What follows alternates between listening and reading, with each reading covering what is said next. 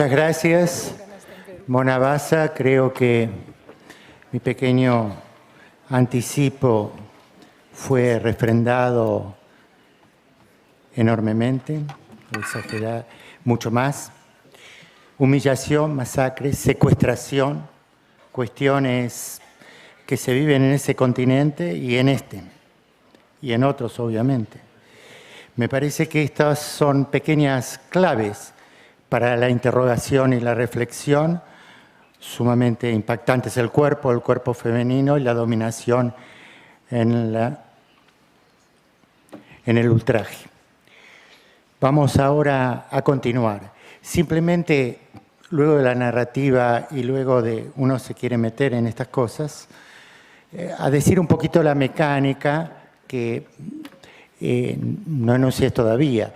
Estamos dando 15 minutos muy escasos para los conferencistas, los panelistas, para poder tener oportunidad de recuperar la atención de todos con 4 panelistas y al mismo tiempo tener, aunque sea unos minutos, 15, 20 minutos, con algunas preguntas.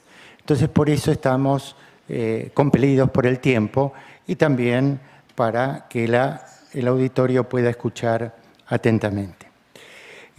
Vamos ahora a vamos a invitarlo a Michael BURAWOY. Primero voy a relatar un poquito su CV.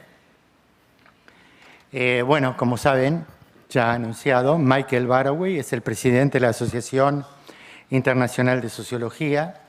También se desempeñó como presidente de la Asociación Americana de Sociología.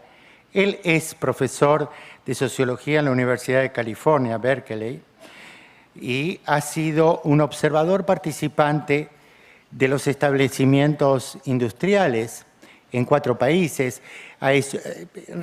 Yo lo conocí también como un investigador laboral, sociólogo laboral, y él ha penetrado como autores y creadores, investigadores en sitio, en campo, en Zambia, en Estados Unidos, en Hungría y en Rusia. En sus diferentes proyectos ha tratado de iluminar desde el punto de vista de la clase trabajadora, obrera, las paradojas raciales del postcolonialismo, la organización, del consenso de Washington acerca del capitalismo, el neoliberalismo, los dilemas de la transición del socialismo al capitalismo. Es más conocido como el autor de el consenso sobre la manufactura o la industria, cambios en el proceso de trabajo bajo el capitalismo monopolista, un estudio sobre el trabajo y las organizaciones, que ha sido traducido a varios idiomas, como el principal defensor de la sociología pública, que entiendo que es su creador, y está proponiendo este debate sobre la sociología pública, que me parece que lo caracteriza.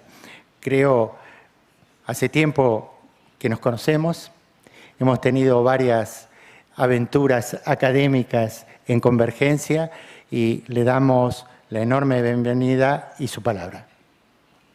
Adelante.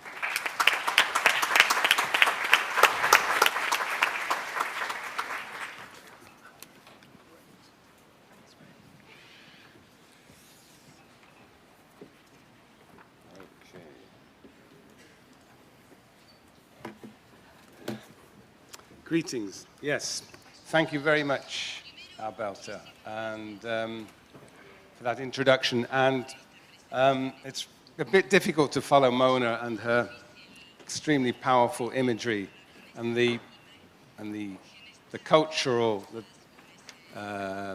moment of the Egyptian revolution. But before I begin my talk, I'd like to do one thing. I guess it's a sort of presidential privilege. Many people in the last 2 years, quite a few people from the International Sociological Association have died, passed away, and I want to have a minute's silence to recognize those individuals. In particular, Ulf Himmelstrand, one of our most beloved presidents, died last year. He was vice president of the ISA and then president and emeritus professor at University of Uppsala.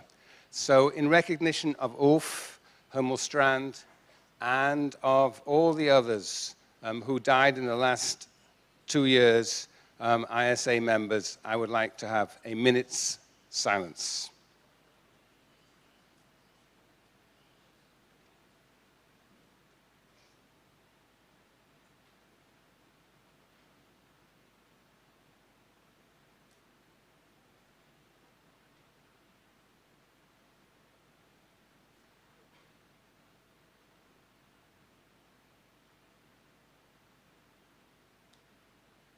Okay. Good. So, now I'm going to give you my 15-minute talk. I called it New Sociology for New Social Movements. So it's, I suppose, appropriate that I follow Mona. I think many of us, in many parts of the world, have been inspired and saddened by what we have seen in Tahrir Square and Egypt and the rest of the Arab world. I said, and we've all said, the last ISA gathering in Latin America was in 1982 in Mexico. In 1982 in Mexico, there were still dictatorships. Still dictatorships in Brazil, Argentina, Chile, Paraguay, Honduras, Panama, Uruguay, and I'm sure I've left somebody else, some other country out. Paraguay, yeah. Nicaragua, 1982. Was that a dictatorship? Delphine. No, you didn't say that. Nicaragua. Well, all right, I don't want to get into a debate about Nicaragua in 1982. That's an interesting question. We call it socialism, but perhaps we shouldn't. Okay. Now, the point is that we are now 30 years later. I think we can say that democracy, the theme of this forum is social justice and democratization, that democracy was clearly a progressive move away from dictatorship. Post-1982. But then once democracy is established, the promises of democracy, and Elgato has written much about this and taught much about this, that the promises of democracy in Latin America and indeed in elsewhere have not been fulfilled. And what is so interesting about Latin America the last 30 years is the ways in which democratization, liberal democratization, electoral democratization has, in sense, reproduced social injustice, reproduced inequalities. And what we see in Latin America are an extraordinary range of social movements that have sought to deepen democracy.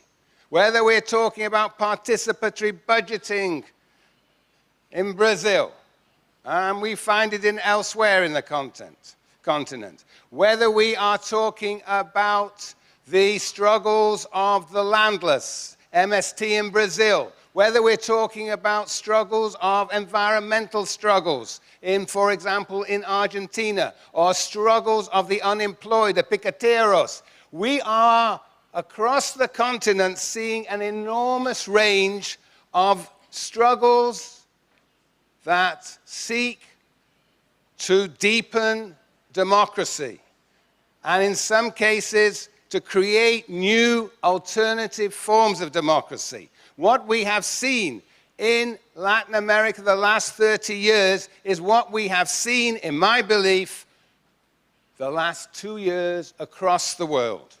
That we have seen across the world an enormous range of social movements. And as sociologists, we have to engage with those social movements, engage in trying to understand what is happening around us. The social movements, I believe, that have spread through Latin America have not only been an attempt to realize the promise of democratization through seeking alternative forms of democratization, but they have been inspired by what some call neoliberalism, what I call third-wave marketization. Market fundamentalism has indeed made democracy incapable, ultimately, of realizing the dreams of social justice. So there is a complicated relationship between social justice and democratization. And many of the panelists in the previous session have referred to this complicated relationship. So I think as sociologists, we have to think seriously, first about the social movements and then the sociology appropriate to it. And that's what I'm going to do in my remaining 10 minutes. Yeah, all right. Okay, forget about all that. We've done that. Okay. Well, we start with Arab uprisings. 2 years ago, February 2011. We saw, it was like revolution made on television for all of us, all over the world. And as Mona has described, it has been hijacked by the junta. We saw uprisings in Libya, in Tunisia, in Yemen. We see people struggling every day today in Syria. And we don't know where it will all end. As Mona said, it is a revolution in process. We have seen struggles around land dispossession. Perhaps not quite given the same publicity and drama of that which occurred in the Arab world. But we can think here of the struggles in India around special economic zones, the appropriation of land from peasantries, the way those zones have been paralyzed by struggles. We can think of Wuhan in China. Was a big story in China is no longer what is happening through migrant labor in towns. But the big story is land speculation, land grabs, land appropriation in the rural areas, the urbanization of the rural areas, and the struggles that go along with it. And then we can think, yes, of the indignados, the struggles against austerity in southern Europe, in Greece, in Spain, in Italy. And yes, we can also move on, whoa, you can hardly see that, the Occupy movement. The Occupy movement very much inspired by the other struggles, the Arab uprisings, the indignados, the Occupy movement that responded, in a sense, to the ways in which you might say the US state was hijacked by finance capital, or perhaps there was never any hijacking, perhaps there was a collusion from the beginning, and we were all deluded into thinking that Obama would somehow regulate banks. Oh, how wrong we were there. Yeah. So the Occupy movement captures the 1% and the 99%. Has great significance, as I will suggest to you, for sociology. And, of course, the Occupy movement has spread all over the United States. I happen to live in Oakland, one of the big centers of the Occupy movement that successfully brought the ports on the West Coast to a standstill. But Occupy movement actually has spread all over the world. I do a lot of traveling as ISA president, and everywhere I find an Occupy movement. It may be only 10, 15 people, but there's an Occupy movement. Yes. And then I really want to emphasize the importance of the student movement. And of course, next door in Chile is a dramatic student movement. So different there are the universities from the universities in Argentina. There, neoliberalism have been reshaped in new ways, but basically it's still some form of neoliberalism.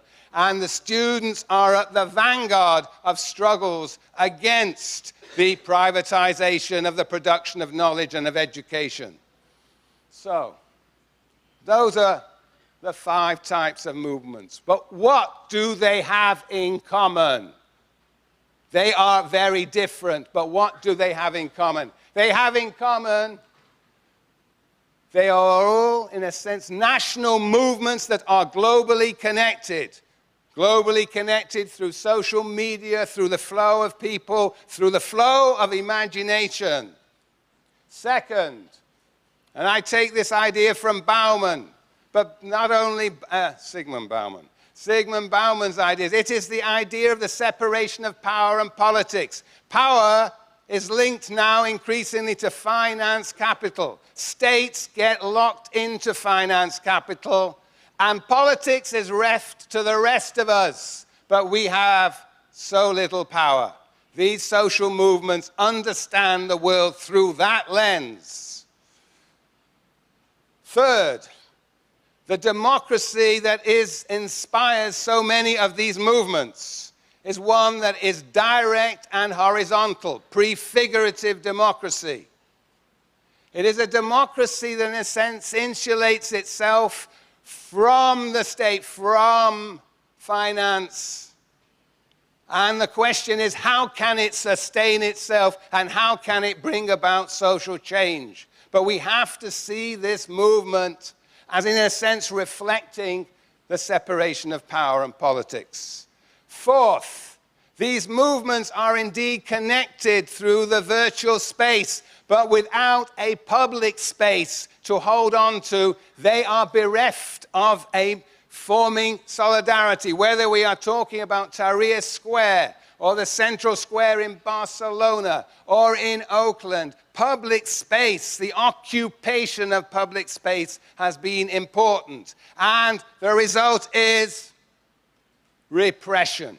Heavy repression wherever these movements emerge.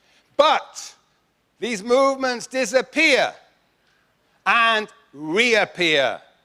My claim is, following Zygmunt Bauman, who talks about liquid modernity, we have now something he doesn't talk about, but in the next book that he writes every 6 months, I'm sure will appear, liquid protest, that these protests actually disappear and reappear. My claim is they are not going to disappear. Those are the new social movements, and the question is this: how should we think about these new social movements? We need a new sociology. Okay, a sociology of social movements, a sociology for social movements, and yes, a sociology social movements. Yes, we're on the same boat here, right? Oh, I've disappeared. Okay, my PowerPoint is more important than my bald head. Very good. Sociology as social movements. And I could talk about sociology by social movements and with social movements, but Alberto would cut me off. So, okay, let me just quickly go through these. Sociology of social movements. This is actually from Italy. I think it's from Milan. The ghost behind the precariat. Yes, the insecurity that is so characteristic of the lived experience of these social movements. We have to begin to come to terms with that. Well, how are we going to do that? Well, I think the old social movement theory comes from the North, from the United States of America, this obsession with why on earth we would have social movements that develops a universal theory of social movements. That won't do. You know, resource mobilization, framing. No, I'm sorry, it's got to go. Anybody clapping? Okay, very good. Any more well, I got some support. Okay. Thank you. All right. I think, basically most parts of the world, people take social movements for granted, and the question is how to characterize them. And of course, for example, Alain Touraine, a long-standing committee member of the ISA, and his team, who have spent a lot of time in Latin America and Eastern Europe, have talked about new social movements as movements that were, in a sense, a response to what he called then in the 1960s and 70s post-industrialism. We are not really in an era, we may be in post-industrialism, but the issue today is not post-industrialism, it is third wave marketization. And we need to go beyond that to a fellow called Karl Polanyi. Karl Polanyi wrote a book called The Great Transformation, which was a rewrite of the Communist Manifesto 100 years later, written in 1944. Karl Polanyi basically argued, if you push the market too far, you're going to be in trouble. Basically, society will get threatened, challenged, destroyed, and eventually, this was the optimistic moment, society would react. But it could be at great, enormous cost. Fascism, Stalinism, as well as New Deal and social democracy. One of his main points was that there are things called fictitious commodities. Fictitious commodities are those things that if you commodify them, they actually undermine their capacity to be useful. They undermine use value. So what were these fictitious commodities? Labor, land, money, and he forgot one. He forgot one, or one that was not so significant at his time in 1944, and that is knowledge. Very good. There are 4 fictitious commodities, and I think we have to develop a sociology around these fictitious commodities. Let me suggest how we might do it. Labor, the commodification of labor. When you actually commodify labor, you destroy its capacity to labor, to work. And I think, and this is not an unusual claim, that today the proletariat of the world, the Marxist proletariat, is disappearing. Indeed, today it is a privilege to be stably exploited. It's a privilege. People search for this. Yeah. And, whoa, that's very interesting. Okie dokie. So, yes. So, we have instead what others, starting with Pierre Bourdieu, about a precariat, and that precariat refers to the precarious conditions of the subordinate classes, and those subordinate classes are increasingly moving up that 99%. Next, we have land dispossession, as I said earlier, and landless movements and environmental movements that actually attempt to tackle the privatization, expropriation of land. I talked about China and India, but I could have talked about Latin America and MST as easily. Money. When we commodify money, then we're in trouble. When we start generating new forms of currency, when we use money to make money, which is what the financial crisis is about, we generate all sorts of problems, and the Occupy movement is precisely an attempt to deal with that. And finally, knowledge, the commodification of the production of knowledge in universities and elsewhere leads to fee increases and universities working hand in hand with multinational corporations, seeking donors, being part of some world ranking system, and against that we get student movements. I think this is an alternative framework within which we must understand social movements today. That is sociology of. But now we want to move on quickly to sociology for social movements. And you can see here, this is from Argentina. Get rid of insecurity. Protests against insecurity. What will a sociology of social movements do? It has to have a theory of capitalism, our third wave capitalism. And that's my picture for you. That is the theory of capitalism. And I guess, fortunately, I don't have time to tell you exactly what these 3 waves are. There's a wave of marketization in the 19th century, the 20th century, well, and at the end of the 20th century, we are now in a third wave marketization. It can be understood as the reconstruction of Polanyi, who only saw one wave and one counter movement. And I think we have to think of these waves of marketization in terms of the articulation of fictitious commodities. But I must move on. And that would be the new sociology would have to think about economic sociology, not in terms of the conditions for the reproduction of markets, but in terms of actually the dysfunctional consequences of this new fundamentalist marketization, which, of course, many people, particularly in Latin America, have been studying. We have to have a whole new theory of stratification. We can't be talking about income, SES, socioeconomic status. We have to be talking about the wealth. We have to be studying finance, capital, and we have to be studying the 99% through these different forms of commodification of fictitious commodities. Okay, social movement theory has to move on in step with the world in which we live. Okay, that's plenty of time. The state. We have to have theories of the state now that recognize the inescapable linkages of state to finance capital. How actually states seem incapable of regulating finance capital, which leads us to develop alternative theories of democracy. And we have to think about the university in new terms. The university today is now no longer outside society, if it ever was. It is in society. In Latin America, you knew that all along. But the whole world must now recognize that university is in society, that the membrane that separates university from society is very thin. So if we are in society, then we need an engaged sociology.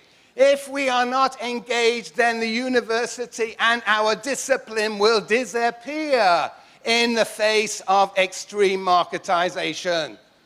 Whew, right, that's the sociology for social movements. Now we have a sociology as social movements. And I don't have a long time to tell you about this. I've probably got 30 seconds. But this is the ISA. The ISA, yes, right. The ISA has its professional journals, and we need those professional journals. The ISA gets involved sometimes in making policy recommendations. But the ISA increasingly is becoming a global community.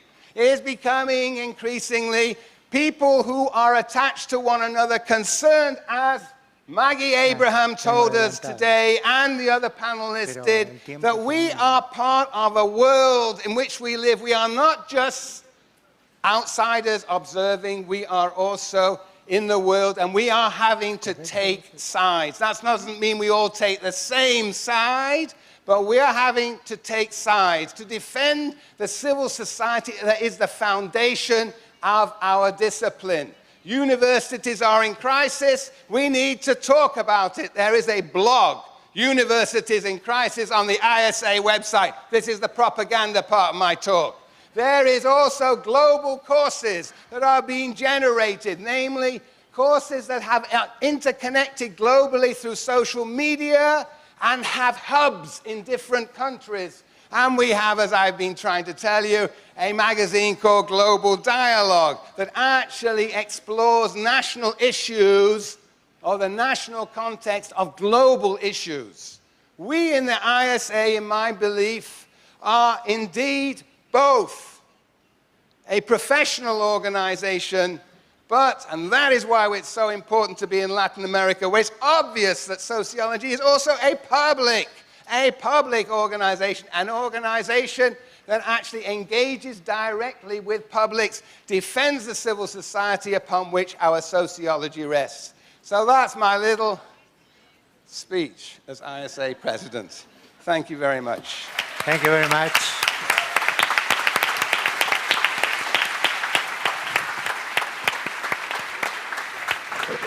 Thank you very much. Solo palabras claves como mercantilización o mercado en una etapa capitalista, neocapitalista y neoliberal, injusticia y movimientos sociales. Esta deprivación, esta forma de debajo de la clase, este precariado. Y este final, diría, de la universidad puesta en la escena con la academia y la sociología. Esta mercantilización que atraviesa no solo a las privadas que ya venían, sino a las públicas, y lo que decimos, esas formas métricas de medir, de propulsar, de impulsar hacia un lugar la investigación.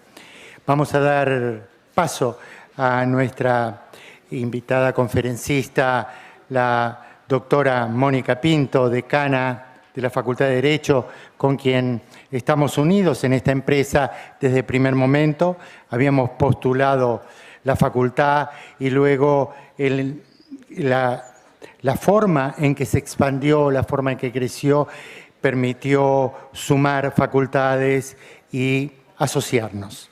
De manera que a eso le debemos un agradecimiento muy especial. Ella es profesor de Derecho Internacional y de Derecho Internacional de los Derechos Humanos y se ha desempeñado como presidente de la Asociación Internacional de Escuelas de Derecho, IALS 2008-2011. Es miembro del Comité Directivo del Proyecto sobre Cortes y Tribunales Internacionales, o PICT, y PICT debe ser, y se sienta como juez en el Tribunal Administrativo del Banco Mundial 2009-2014. ¿Es así? Correcto. En el área de los derechos humanos se desempeña como miembro de la Junta de Gobierno del Instituto Interamericano de Derechos Humanos en San José de Costa Rica y la Asociación para la Prevención de la Tortura en Ginebra, Servicio Internacional para los Derechos Humanos Ginebra y el Instituto Internacional de Derechos Humanos de Estrasburgo. Es sin duda para nosotros un orgullo tener una decana de Derecho disertando con nosotros sobre justicia, derechos y pobreza.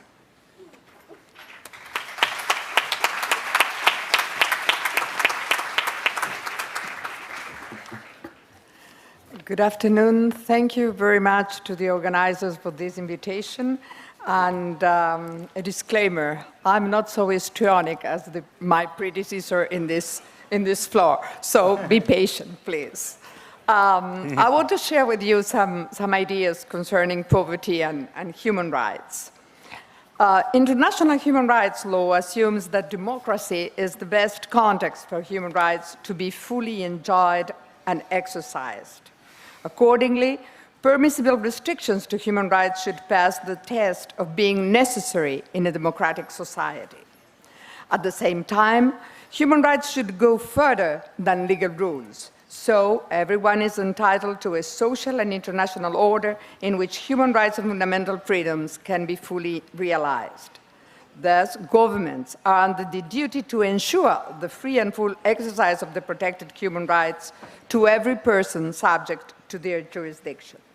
As pointed out by the Inter-American Court on Human Rights, this obligation implies the duty of the states to organize the government apparatus and, in general, all the structures through which public power is exercised so that they are capable of juridically ensuring the free and full enjoyment of human rights. As a consequence to this obligation, states must prevent, investigate, and punish any violation of the rights recognized in the Convention, it's the American Convention, and moreover, if possible, attempt to restore the right violated and provide compensation as warranted by damages resulting from the violation. When men, women, and children are in a situation in which they cannot exercise nor enjoy their human rights because they are lacking resources, because they have no access to human development, because they are socially excluded, and because they are deprived for citizenship. In such a situation, the relationship between poverty and human rights appears as unavoidable. Poverty is then one of the main challenges to democracy and human rights. I want to stress with you some features dealing with poverty and human rights in their relationship, then to deal with poverty from a rights perspective, and finally, to deal with the way in which Latin America, through the constitutional world and at the same time through its international legal rules, have dealt with poverty and rights. In the 90s, the human rights community decided to start studying the phenomenon of poverty and its relationship with human rights. The World Conference on Human Rights declared in Vienna in 1993 that, and I'm quoting, the existence of a widespread extreme poverty inhibits the full and effective enjoyment of human rights. Its immediate alleviation and eventual elimination must remain a high priority for the international community. Further, it affirmed that extreme poverty and social exclusion constitute a violation of human dignity. 5 years later, the UN Commission on Human Rights went a step further and reaffirmed that extreme poverty and exclusion from society constitute a violation of human dignity and that urgent national and international action is therefore required to eliminate them. At that point, the issue was whether poverty is a violation of human rights or a denial of them. In any case, no one questions that poverty injures human rights.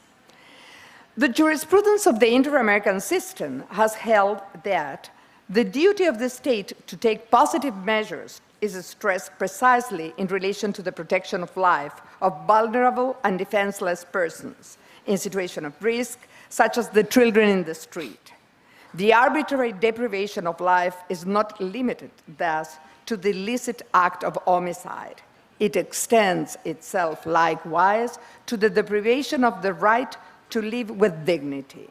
This outlook conceptualizes the right to life as belonging at the same time to the domain of civil and political rights, as well as economic, social, and cultural rights, thus illustrating the interrelation and indivisibility of human rights. In the wake of the 21st century, the UN Committee on Economic, Social, and Cultural Rights asserted that poverty constitutes a denial of human rights. Superseding economic approaches, the committee proposes that today, poverty is usually understood as the lack of basic capabilities to live in dignity. This definition recognizes poverty broader features such as hunger, poor education, discrimination, vulnerability, and social exclusions.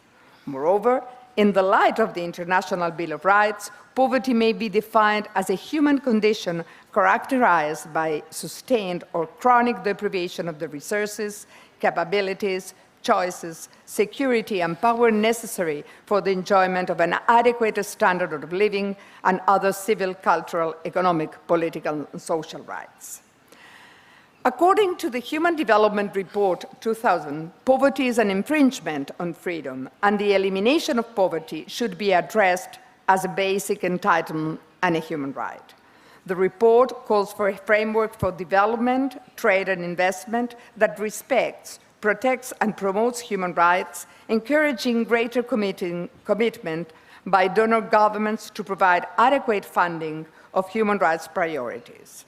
Furthermore, it suggests that debt, economic policies, and structural adjustment programs should be assessed in terms of their impact on human rights. In 2003, the Office of the High Commissioner on Human Rights for the UN elaborated a document on human rights and poverty reduction, where it is stated that we need a definition of poverty that refers to the non-fulfillment of human rights, but without the linking it from the constraint of economic resources. Dealing with poverty from a rights perspective. Democratic governments should deal with poverty from a human rights approach. It means assuming exclusion and excluded persons as social actors in the strategy, superseding the assistance approach and replacing it by a rights approach. In a human rights approach, right holders have claims and states have duties. There is room for a participated elaboration of policies and strategies. That was the goal that formally pursued some of the strategies of the World Bank, namely those poverty reduction strategy papers that were followed by some of the Latin American communities. The struggle against poverty requires the strict enforcement of economic, social, and cultural rights. The point at stake is not whether those rights can be brought to the courts, they are rights, but that they should be the object of enforceable public policies.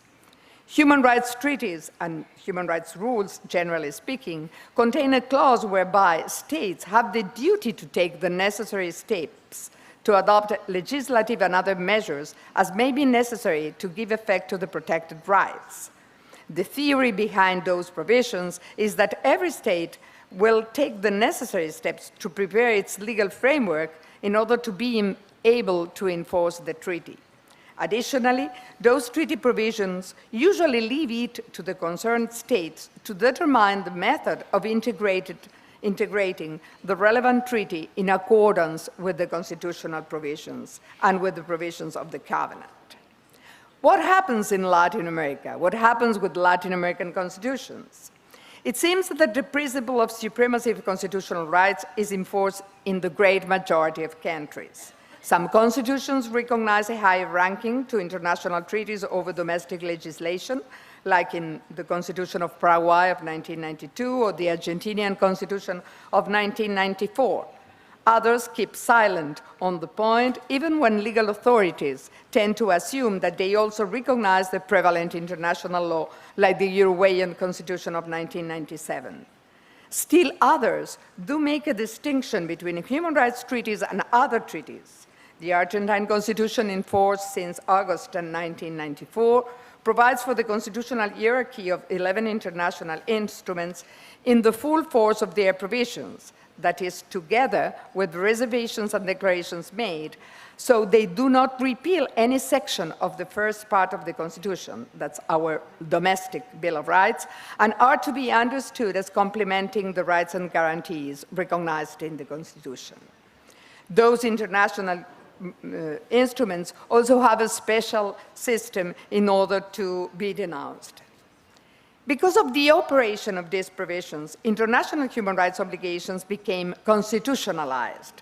Other constitutions provide for international rules supremacy over municipal law, like the Constitution of Peru of 1979, Guatemala 1994, Colombia 1991, Bolivia 2009. Article 5.2 of the Constitution of Chile of 1980, as amended through 2005, provides for the duty of state bodies to respect and promote fundamental rights of the human being as granted by the Constitution and international treaties ratified by Chile and in force. In such a case, it is crucial to keep in mind the self-executing nature of international human rights law as a juris tantum principle. The Constitution for Uruguay, on its side, provides for the application of implicit rights and that constitutional provisions dealing with rights of individuals should not be prevented from application because the respective rules have not been yet adopted. Brazilian Constitution of 1988 embodies the prevalencia dos direitos humanos as one of the cardinal principles in the international relations of the states. Accordingly, it has been said that it establishes the Brazilian engagement towards the international protection of human rights. At the same time, Article 5, paragraph 2 states that rights protected by the Brazilian Constitution do not exclude other rights whose source is to be found in the regime of international relations of the country. Legal authorities agree that the constitutional status of international treaty has therefore been established. There is a need, then, to give a sense to those provisions. Local tribunals have slowly, but at good pace, started enforcing human rights. Those judicial decisions should come together with public policies. Merely fulfilling the obligation of adopting treaty measures, however, is not enough. The Inter-American Court, for example, stressed that the obligation to ensure the free and full exercise of human rights is not fulfilled only by the existence of a legal system designed to make it possible to comply with this obligation. It also requires the government to conduct itself so as to effectively ensure the free and full exercise of human rights. And it's in that context, in the sample and the test of what the Latin American creativity should put into force, that the additional protocol of the American Convention on Human Rights in the area of economic, social, and cultural rights, the Protocol of San Salvador, embodies the economic idea and the idea of periodical reporting on measures taken by governments with a view to fulfilling the obligations. In 2005, member states of the Organization of American States adopted a resolution dealing with the standards for the preparation of those periodical reports, and they decided that the submission shall be governed by the principle of progressiveness, that is the notion of gradual advancement in the creation of conditions necessary to ensure the exercise of an economic, social, or cultural right, and by a system of progress indicators. The document states the following, and I'm quoting: "A system of progress indicators makes it possible to determine with a reasonable degree of objectivity distances between the actual situation and the standard or desired goal. Progress in the area of economic, social, and cultural rights can be measured on the premise that the protocol expresses a standard against which to assess, on the one hand, constitutional compatibility, legal and institutional development, and and governance practice of states, and on the other hand, realization of the aspirations of different sectors of society expressed inter alia through political parties and civil society organizations. 2 points are also worth being mentioned.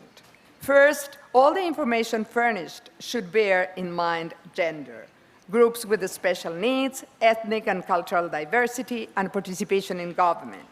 In this way, the rights protected under the protocol would have a cross-cutting effect and make it possible to obtain meaningful information on gender and labor, gender and health, gender and education, children and labor, children and education, elderly and social security, and persons with disabilities and education, among other possible combinations. In this way, information relating to rights would be presented in connection with information pertaining to other rights. Ethnic and cultural diversity and civil society involvement in progress in legislative and public policy reform would also provide cross-cutting perspectives. The second point is that, in principle, regressive measures are incompatible with full implementation of the protocol. It should be further recalled that the temporary nature of certain regressive measures arising from exceptional circumstances are subject to a different evaluation. At the same time, progressiveness as a feature of the obligations adopted by the states concerned requires a proactive attitude and not simply inaction in order to move toward the proposed objective. The profile of the document adopted by the Inter-American system tends to avoid any duplication with the criteria and format adopted for the periodical reporting obligation under the International Covenant, but also, and perhaps more importantly, to provide states with a tool for public policy in this field.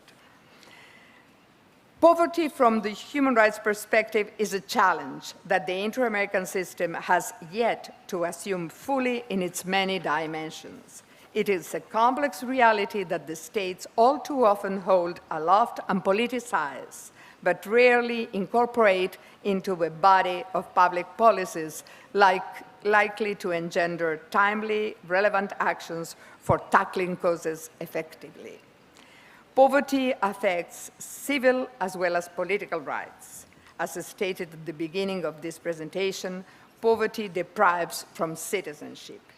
The design of a public policy in accordance with human rights in force should help to overcome poverty and should strengthen democracy. I thank you very much.